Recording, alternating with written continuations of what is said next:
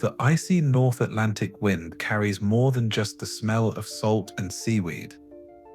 Listen, you can hear it whispering across the waves, a sound that has echoed unchanged for millennia. On this autumn morning in the year 1021 AD, along the desolate shores of Newfoundland, that wind bears witness to a moment that would forever change our understanding of human history.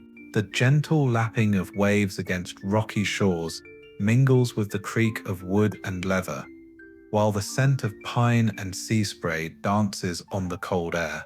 Through the mists dancing over dark waters, two completely distinct cultures are about to meet for the first time. Feel the tension in that salt-laden breeze. Taste the anticipation that hangs heavy as morning fog. From the west emerge silent canoes cutting through the waves with the precision of those who know every current, every submerged rock. The soft splash of paddles against water creates a rhythm as old as the land itself. These are the people who have called this land home for millennia, skilled navigators whose ancestors crossed ice bridges when mammoths still roamed the tundra. In their minds, these strange new sounds from the eastern horizon, the deep groan of wooden hulls, the flap of unfamiliar sails, must have seemed like the voices of spirits from another world. From the east appear wooden vessels with dragon-carved prows, their oak timbers creaking and groaning against the swells. The splash of oars keeps time with Norse sea songs, while the scent of tar and pine resin mingles with unwashed wool and salt-cured meat. These ships carry bearded men with blue eyes, who speak a strange tongue and carry gleaming metal tools that catch the pale northern light and throw it back like captured stars. These are the Vikings, and they have just completed the greatest journey in human history, the complete circle of global migration. Listen to that wind across the frozen shores. Can you hear the echoes of that first meeting? The crunch of boots on pebbled beaches, the rustle of leather and fur, the sharp intake of breath when two peoples saw each other for the very first time. Why did this encounter remain hidden for nearly 1,000 years, buried beneath the whispers of wind and wave? How did two peoples, separated by oceans and radically different cultures, collide on these frozen shores of the New World 5 centuries before Christopher Columbus dreamed of sailing west? And more importantly, what does this first contact reveal about the true nature of human exploration? Feel the wind shift direction now, carrying us back through time. The story of Vikings in North America began not with a grand plan of discovery, but with a navigation error that would become one of humanity's most important discoveries. Picture the scene: storm clouds gathering like dark wool across an endless sky, the taste of rain and sea salt sharp in the air. In a furious storm in the year 985 AD, the howling wind and crashing waves drove Bjarni Herjolfsson completely off course, making him inadvertently the first European to sight the American continent. For days his crew battled mountainous waves that sent spray hissing across the deck, their ship groaning and flexing like a living creature. Dense fog wrapped around them like a burial shroud, muffling sound until even their own voices seemed distant and strange. When the weather finally cleared, the sudden silence must have been deafening. No more howling wind, no more crashing waves, just the gentle whisper of water against the hull and the creak of settling timber. They saw something impossible on the horizon, a land covered with dense forests. The scent of pine and earth carried on a breeze unlike anything they knew. The very air tasted different here, fresher, wilder, untouched by human presence. But Bjarni was a pragmatic merchant, not an explorer. The wind that brought him here seemed to whisper of opportunities, but his words, preserved in the Icelandic sagas, reveal a purely commercial mindset. This is not the land I seek. Without landing, he sailed along the coast for days, the sound of waves against unknown shores, creating a rhythm that would haunt his dreams. Sandy beaches stretched endlessly, while tree-covered hills rolled away into mysterious distances. Upon his return to Greenland, where the wind carries different stories, Bjarni's tales ignited the imagination of an entire generation of Vikings. In a society where exploration was both an economic necessity and a status symbol, the idea of unexplored lands rich in natural resources was irresistible. Around evening fires, where the wind whistled through gaps in turf walls, young warriors listened to descriptions of endless forests and unknown shores. Among those who heard these tales was Leif Erikson, son of Eric the Red, founder of the Viking settlements in Greenland. The same Arctic wind that shaped his father's exile now carried whispers of new opportunities across the Western Sea. Unlike his father, known for the explosive temperament that led to his exile, Leif was a calculated strategist, capable of turning opportunity into systematic conquest. Listen to the wind change again, carrying us forward to the year 1000 AD. Around this time, Leif Erikson organized the first systematic expedition to the land cited by Bjarni. This was not an impulsive adventure, but a carefully planned military and commercial operation. Picture the preparations: the scrape of iron on whetstone, the smell of pine tar being applied to hull timbers, the sound of supplies being loaded, barrels of ale, wheels of cheese, bundles of dried fish, that would sustain them across unknown waters. The expedition involved 35 hand-picked men, supplies for months of exploration, and specialized equipment for establishing a base. Feel the excitement in the salty air as they prepared to leave everything familiar behind. The creak of leather, the clink of iron tools, the low murmur of men preparing for adventure, all carried on that eternal Arctic wind. Following Bjarni's descriptions in reverse order, Leif navigated methodically through 3 distinct territories, giving each names that revealed both their geographical characteristics and Viking mentalities. The sound of waves against different shores told them stories of the lands they approached. First they encountered Helluland, land of flat stones, a barren mountainous region corresponding to present-day Baffin Island. Here the wind carried only the scent of rock and ice, sharp and clean but promising little. Leif's words, preserved in the sagas, were direct: this land has no virtues. The crash of waves against granite cliffs created a harsh symphony that spoke of unforgiving terrain. Sailing south, where the wind began to carry sweeter scents, they discovered Markland, land of forests, a region abundant in timber, corresponding to present-day Labrador. Here the expedition made its first significant stop. The rich smell of pine resin and forest loam must have been intoxicating to Vikings coming from Greenland, where trees were scarce and precious. The sound of axes biting into virgin timber echoed across pristine wilderness as they spent days cutting and loading high-quality wood. But the real prize awaited further south, where the wind carried the promise of warmer shores. Finally they reached Vinland, land of wine, located in what we now know as Newfoundland. The name referred not only to the wild grapes they found, but to the general fertility of the land. Here the very air seemed to hum with life. The buzz of insects, the rustle of leaves, the splash of salmon in clear streams. They established Leif's Booth, Leif's camps, the first documented European settlement in North America. The sound of construction filled the air, the thud of turf being cut and stacked, the ring of hammer on nail, the scrape of planes shaping timber. The sophistication of this settlement reveals Viking expertise in rapid colonization. They built large turf houses in the Icelandic style, a forge for metalwork, where the bellows wheezed and iron sang against the anvil, a shipyard for vessel maintenance, where the sweet smell of wood shavings mingled with tar, and even a sauna demonstrating their intention of permanence and comfort.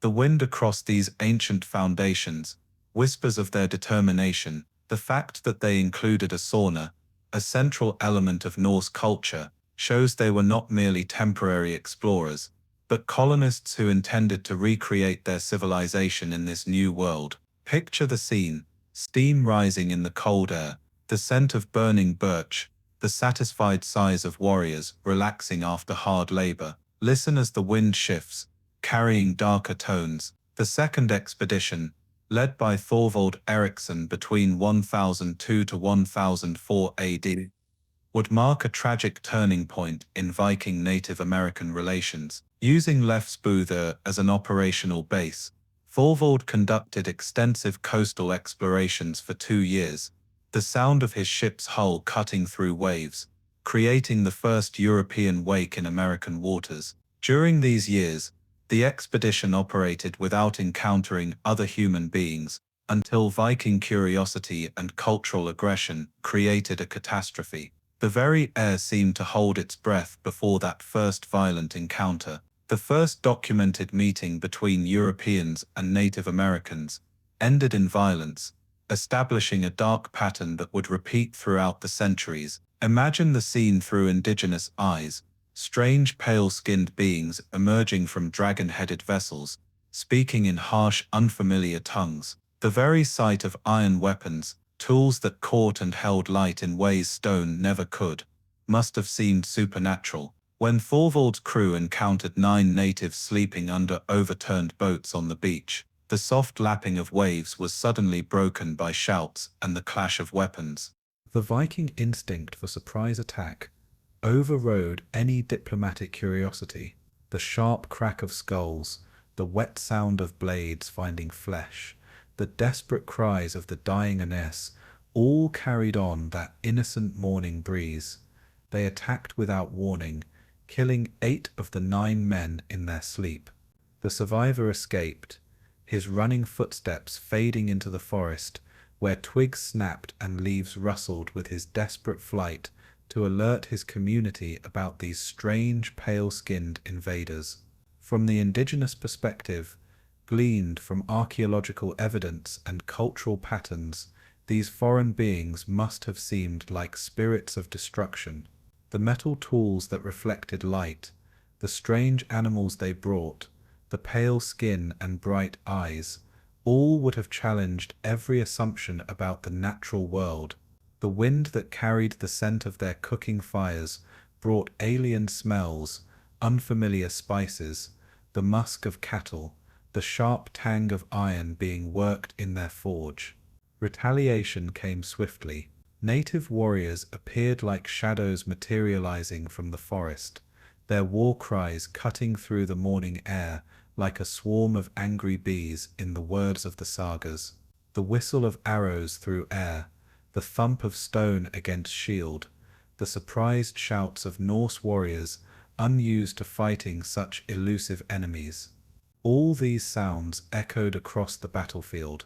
In the battle that followed, Thorvald was mortally wounded by an arrow.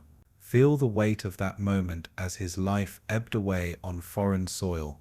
His last words, preserved in Icelandic oral tradition, carry bitter irony. "This is a rich land we have found. There is much fat around my entrails." A reference both to the land's prosperity and to the arrow piercing his abdomen. The same wind that had brought them to this rich land now carried away the breath of the first European to die in North America. But his death represented more than an individual casualty. It symbolized the impossibility of peaceful coexistence between 2 cultures with radically different concepts of land ownership, resources, and social interaction. The wind across these ancient battlegrounds still echoes with that tragedy. The most ambitious attempt to establish permanent Viking presence in North America was conducted by Thorfinn Karlsefni between 1007 to 1010 AD. Listen to the excitement in preparation. This was not a simple exploration expedition, but a true colonization effort involving between 60 and 140 people in multiple vessels. The sound of families preparing for permanent departure, children's laughter mixing with the lowing of cattle, the bleat of sheep, the creak of heavily loaded wagons. Men, women, children, craftsmen, livestock breeders, and even a blacksmith, their combined voices creating a symphony of hope as they prepared to build a new world. The expedition included families with everything needed for permanent settlement: the jingle of harness as horses were loaded, the grunt of oxen, the sharp smell of tar as ships were prepared for their longest journey. Karlsefni demonstrated strategic sophistication by establishing two complementary settlements, Stramfjörður current fjord, as a winter base in the north, and Hoptjog tidal lagoon, as a summer camp in the south.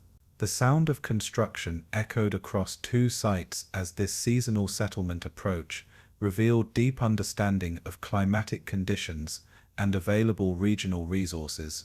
During this expedition, an event of extraordinary historical significance occurred.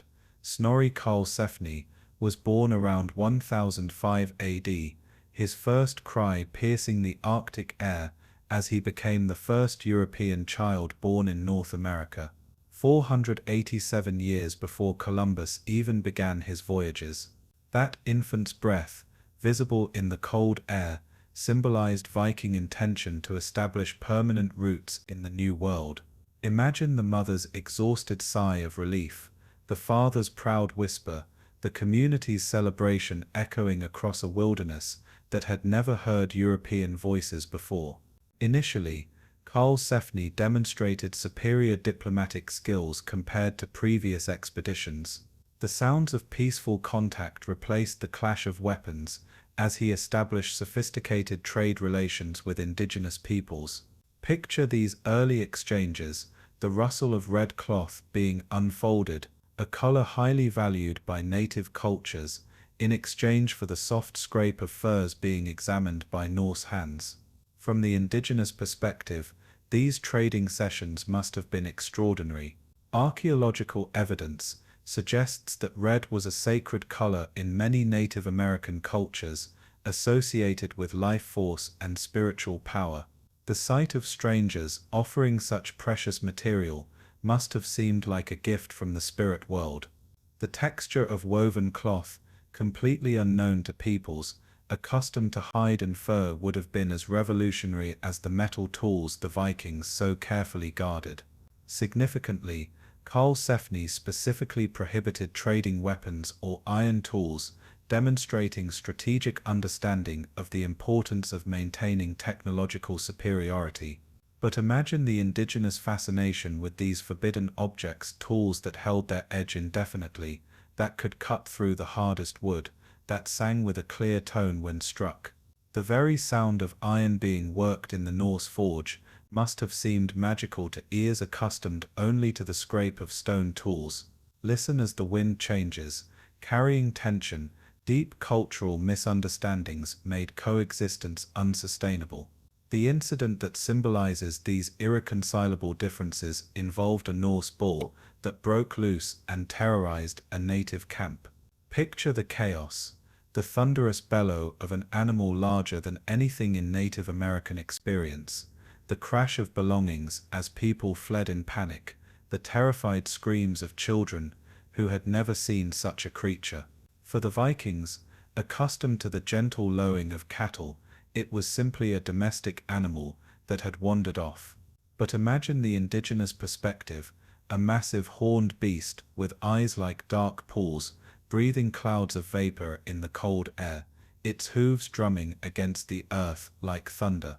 Everything about it, its size, its smell, its alien sounds, would have challenged their understanding of the natural world. Some may have interpreted it as a malevolent spirit, others as a warning from ancestors about these dangerous strangers. The very air grew thick with mistrust.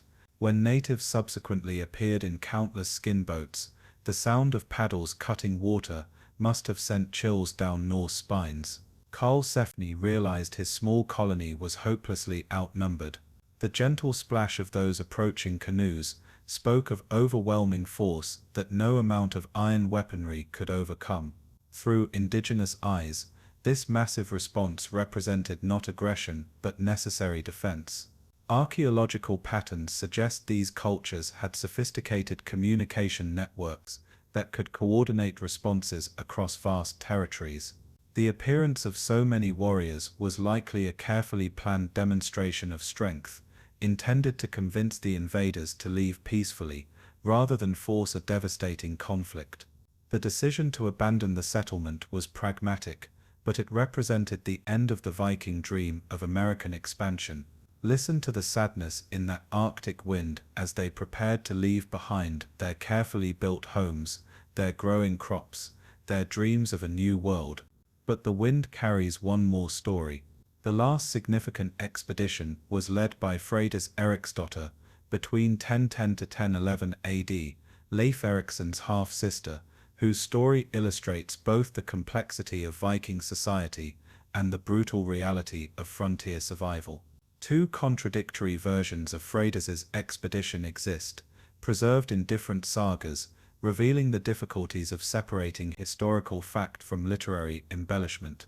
In the saga of the Greenlanders, the wind seems to carry whispers of violence. Freydis is portrayed as a sinister figure who orchestrated the murder of an Icelandic partner crew after fabricated disputes over housing and resources. According to this version, the sound of her axe biting into flesh echoed across the settlement as she personally killed 5 women when her men refused to do so. But listen to how the wind changes in the other telling. The saga of Eric the Red presents a completely different heroic narrative, describing Freydis courageously defending the settlement while 8 months pregnant. In this version, her defiant shouts intimidated native attackers as she exposed her breasts and slapped them with a flat sword, a gesture that within Viking cultural context represented both defiance and supernatural protection. From the indigenous perspective, this scene would have been equally bewildering. The sight of a heavily pregnant woman challenging warriors with gestures unknown in their culture might have been interpreted as powerful magic. The very courage of her stance, her breath visible in the cold air as she faced down attackers, could have seemed supernatural to peoples who had learned to respect the fierce protectiveness of mothers across all species.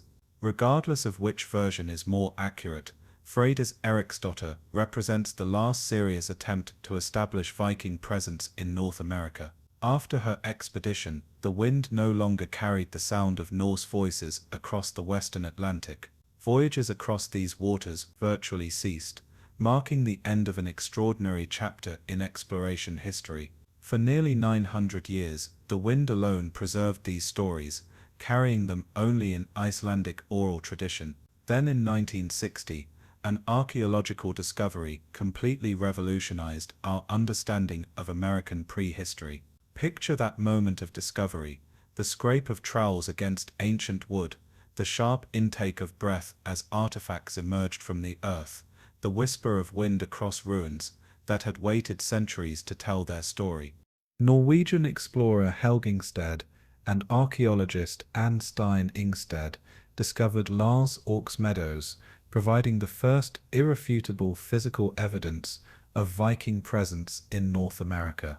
The very earth seemed to exhale secrets as they uncovered 8 timber structures covered with turf, organized into 4 complexes, including 3 residences and a specialized ironworking area spread across 8,000 hectares. The largest building, known as Hall Theth, measures an impressive 28.8 meters by 15.6 meters, comparable to great halls found in Iceland and Greenland. Standing in its foundations, you can almost hear the echoes, the crackle of fires that once warmed Viking families, the murmur of conversations in Old Norse, the gentle breathing of sleeping children born in this new world.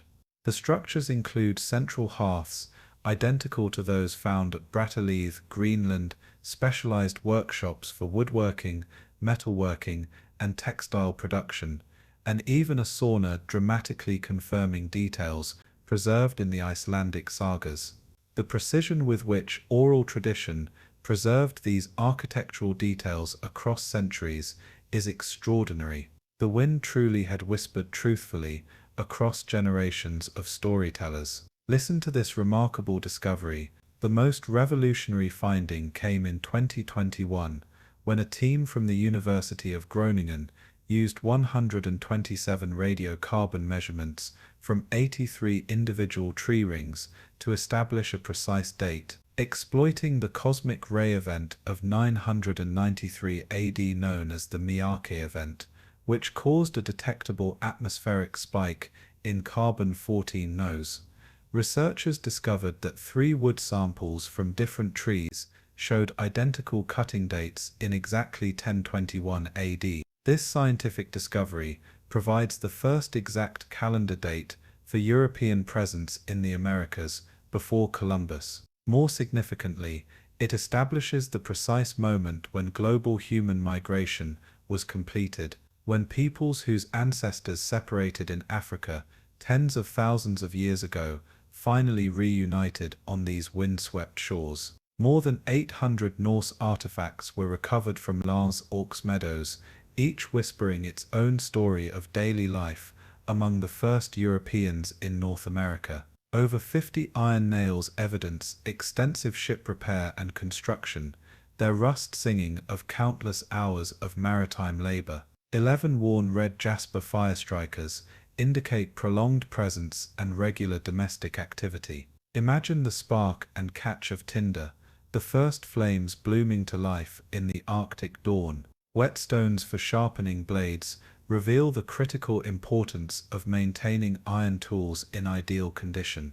The scrape of metal against stone echoed daily through the settlement as warriors and craftsmen maintained their technological edge. A bronze ring-headed pin, typical of the Viking Age from Ireland, Scotland, demonstrates the long-distance trade connections that characterized Norse society. This small object carrying the memory of smiths and merchants thousands of kilometers away. The presence of a soapstone spindle whorl for spinning thread confirms women lived here, their fingers working the soft whisper of wool through stone as they maintained the domestic activities that created warmth and comfort in this distant land. A bone needle for naula binding, the distinctive Viking knitting technique, still holds the echo of thread being pulled through loops, creating the warm garments that kept Norse families alive through Arctic winters. But the most impressive evidence whispers of industrial ambition,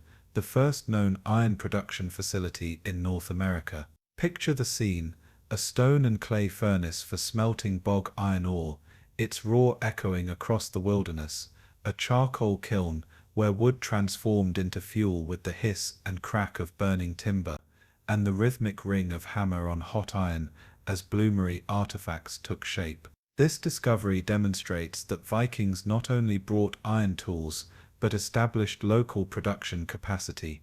The sound of civilization being forged in the wilderness. To understand the full significance of this first encounter, listen to the wind carry us to the indigenous perspective. The native peoples of the region represented 2 distinct but equally sophisticated cultural traditions, the Dorset culture, Paleo-Eskimo, and the Beothuk people. Their stories, preserved in archaeological evidence and cultural patterns, reveal sophisticated societies shaped by these same Arctic winds. The Dorset culture, known as Tuniat in Inuit oral tradition, existed approximately from 500 BC to 1000 to 1500 AD, representing one of the most remarkable Arctic adaptations in human history. Listen to their mastery of this harsh environment.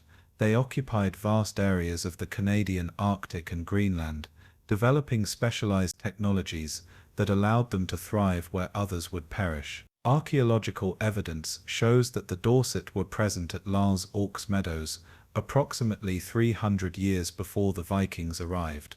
Their oil lamp, found among Viking artifacts, whispers of contact between these 2 remarkable peoples. Picture the encounter, Dorset hands examining strange metal tools, their minds trying to comprehend technologies beyond their experience, while Norse eyes studied the elegant simplicity of Arctic survival techniques, perfected over millennia. Dorset technological adaptations to Arctic life were extraordinarily sophisticated, shaped by the same winds that brought the Vikings. Their distinctive triangular harpoon points, designed for seal hunting through ice holes, sang through Arctic air with deadly precision. Barins with chisel-like edges transformed bone and ivory into tools and art, with the patient scrape of stone against organic material. Pressure-flaked stone tools attached to organic handles demonstrated technical precision that spoke of generations of accumulated knowledge. But listen to this intriguing mystery. The Dorset lacked certain technologies their predecessors used. They had no bows and arrows, no drills, no large boats or dog sleds. This technological loss suggests specific cultural adaptations to Arctic conditions. Choices made by a people who understood that sometimes less is more in the harsh Arctic environment. Their spiritual culture resonates through the wind. Elaborate masks and figurines indicate sophisticated shamanic traditions, where the breath of spirits moved through carved features. Miniaturized animal sculptures, particularly polar bears and falcons, demonstrate remarkable artistic skills, each one holding the frozen breath of its creator. Animal sculptures with ritual wounds, moose holes filled with wooden stakes, reveal complex spiritual practices, where the boundary between physical and spiritual worlds was as thin as Arctic air. The Beothuk were the specific indigenous people of Newfoundland, forming as a distinct culture around 1500 AD, as direct descendants of the Little Passage complex, representing an impressive 2,000 years of cultural continuity. These were almost certainly the people referred to as Skrillings by Norse explorers. Imagine their perspective on these strange encounters. Listen to their sophisticated seasonal rhythm. Beothuk settlement patterns flowed with the wind and weather, establishing coastal camps during summer, where the sound of waves mixed with the calls of seabirds, as they exploited marine resources. Then they moved to interior camps during winter, where the crack of ice and the distant howl of wolves provided the soundtrack for systematic caribou hunting. Their birch bark canoes were renowned for exceptional craftsmanship, each one a masterpiece of engineering that could ride the wind and waves with grace. The whisper of paddles through calm water, the gentle flecks of birch bark responding to current and wave. These boats represented centuries of accumulated knowledge about water and wind. They developed ingenious stone fence systems for caribou drives, demonstrating sophisticated understanding of animal behavior. Picture these hunts: the patient silence as hunters waited, the thunder of hooves as caribou herds ran toward waiting spears, the celebration afterward as successful hunts meant survival through another winter. But perhaps most distinctive was their extensive use of red ochre, a practice that must have made early encounters with Vikings especially striking. Red ochre for body decoration, applied not only to people but to tools, weapons, and personal belongings, created a visual signature that was unmistakably Beothuk. This practice had deep spiritual significance. The red earth connected them to the life force of the land itself, its earthy scent marking them as people of this place. Imagine Viking eyes seeing these red-painted warriors for the first time, figures that seemed to emerge from the earth itself, their skin the color of iron heated in the forge, their very presence challenging European assumptions about what human beings should look like. This practice became the origin of later European designation as Red Indians, a name that carried the memory of that first startling encounter.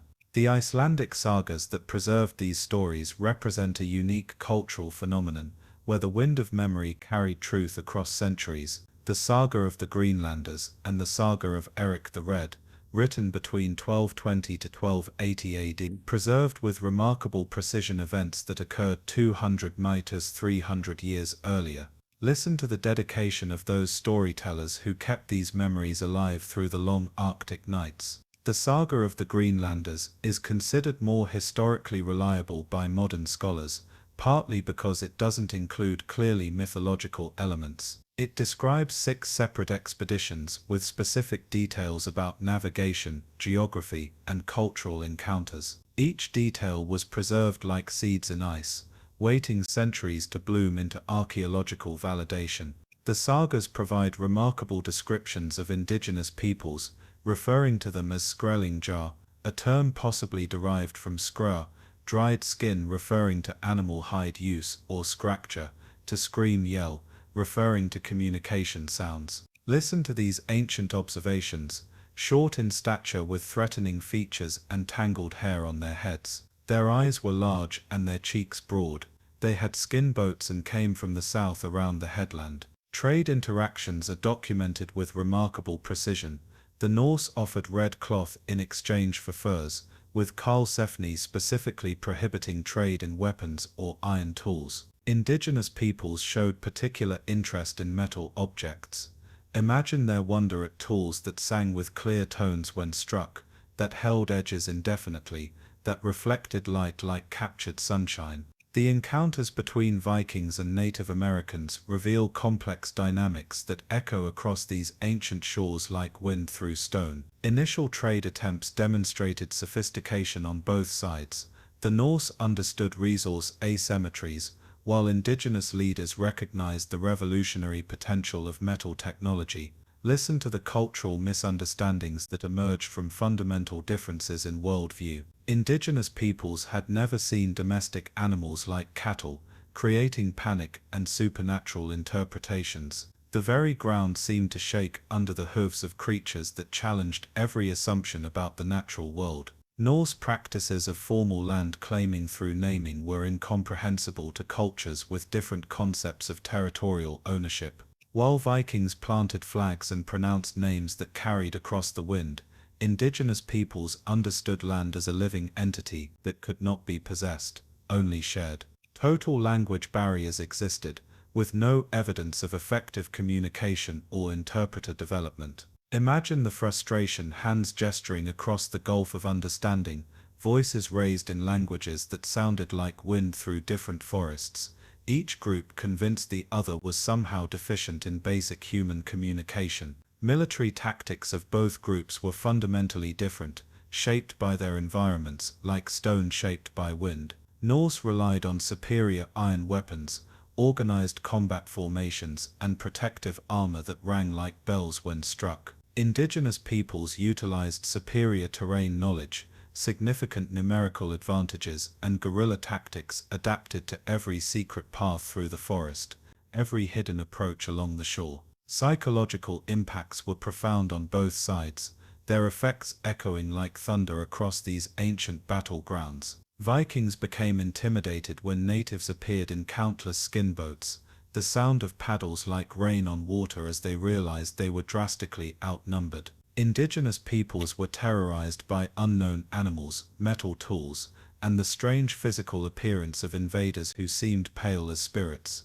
their eyes the color of winter sky. The abandonment of Viking settlements resulted from multiple converging factors that made permanent colonization unviable. Listen to the wind of inevitability as circumstances aligned against Norse ambition. Native American resistance was fundamental. Unlike later European colonization, Vikings lacked population, devastating technological advantages, and disease impact to overcome organized indigenous resistance. Logistical difficulties represented nearly insurmountable challenges. Supply routes extended from Norway to Iceland to Greenland to North America, a chain of thousands of miles across dangerous oceans where the wind could turn from friend to enemy in moments. Greenland lacked essential resources, adequate forests where only the wind sang through sparse vegetation, accessible iron ore, and sufficient agricultural land to support large populations. The extreme distance from supply bases made defense unsustainable.